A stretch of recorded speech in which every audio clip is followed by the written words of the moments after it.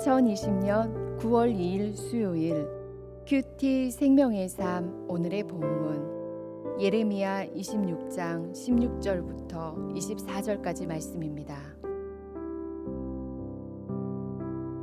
고관들과 모든 백성이 제사장들과 선지자들에게 이르되 이 사람이 우리 하나님 여호와의 이름으로 우리에게 말하였으니 죽일 만한 이유가 없느니라. 그러자 그 지방의 장로 중 몇 사람이 일어나 백성의 온 회중에게 말하여 이르기를 유다의 왕 히스기야 시대에 모레셋 사람 미가가 유다의 모든 백성에게 예언하여 이르되 만군의 여호와께서 이와 같이 말씀하셨느니라.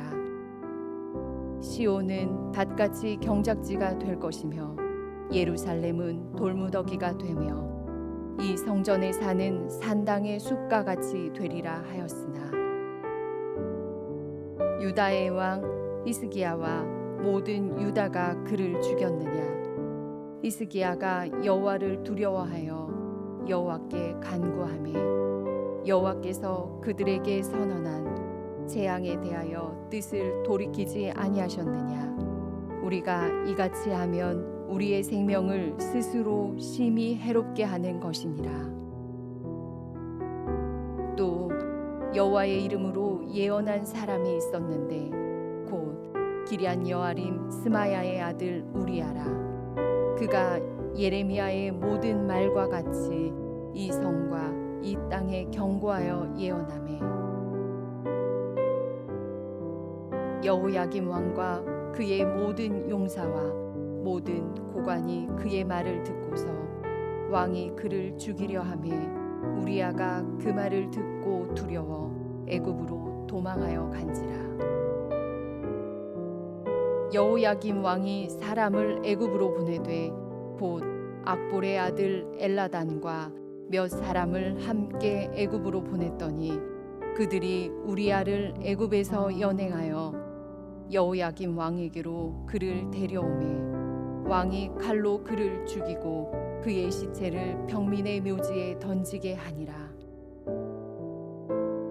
사반의 아들 아이감의 손이 예레미야를 도와주어 그를 백성의 손에 내어주지 아니하여 죽이지 못하게 하니라. 아멘.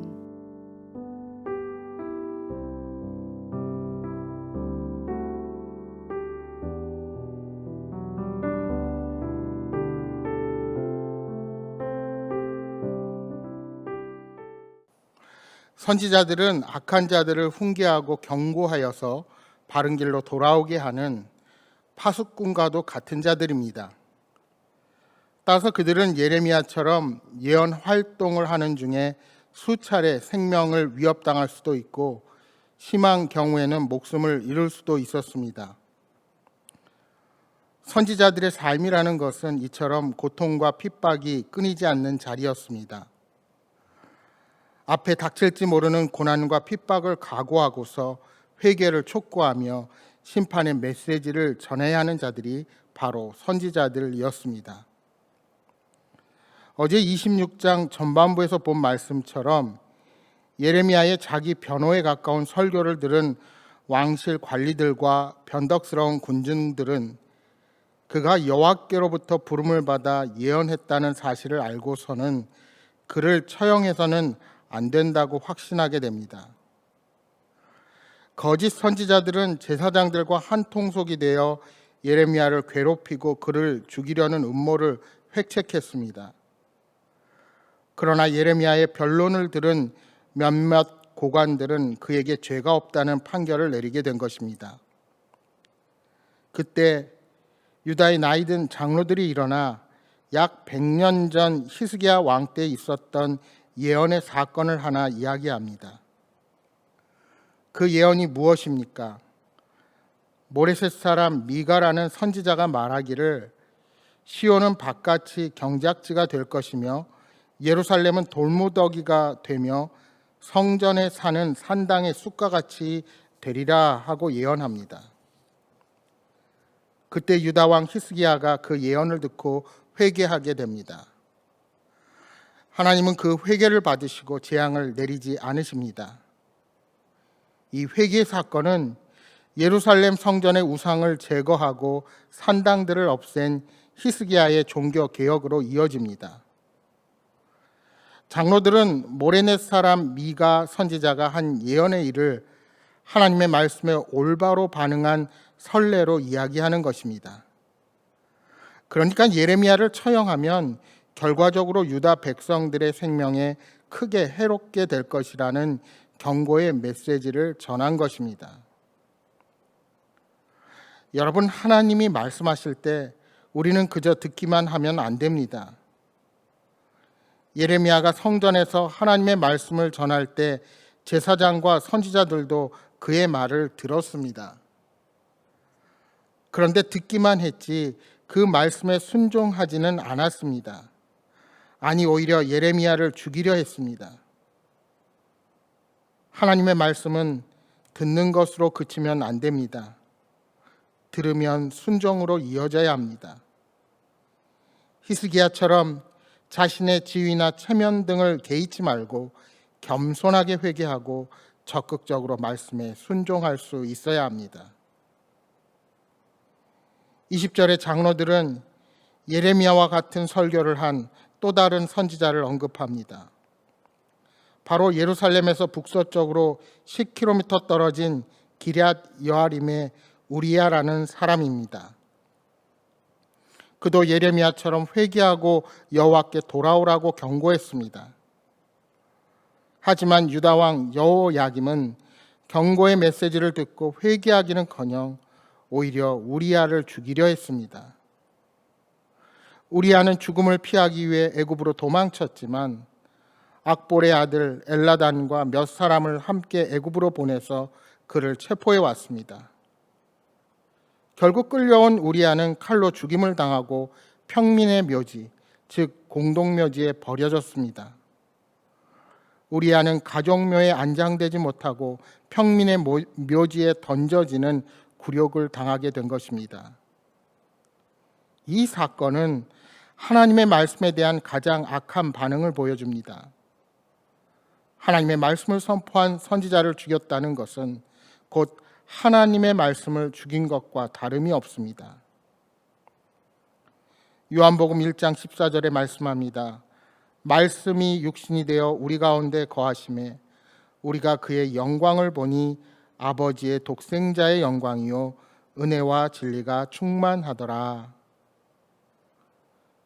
우리를 위해 육신을 입고 우리 곁에 오신 예수님 역시 자칭 하나님을 사랑한다는 사람들에 의해 죽임을 당하셨습니다. 말씀을 거부하는 것은 이렇게 큰 죄악입니다. 참으로 아이러니한 것은 왕실 관리들이 예레미야는 살려주면서도 우리아의 처형에 대해 동의한 이유를 알 수 없습니다. 나중에 예레미야는 구덩이나 감옥에 갇히는 고난을 당하기도 합니다.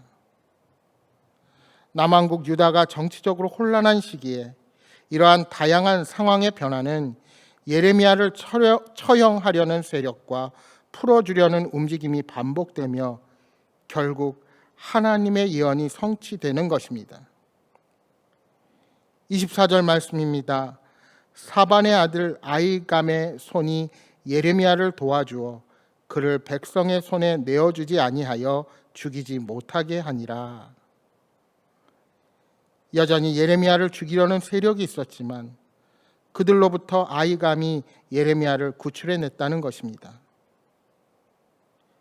여러분, 세상은 강한 세력에 의해서 움직여지는 듯합니다.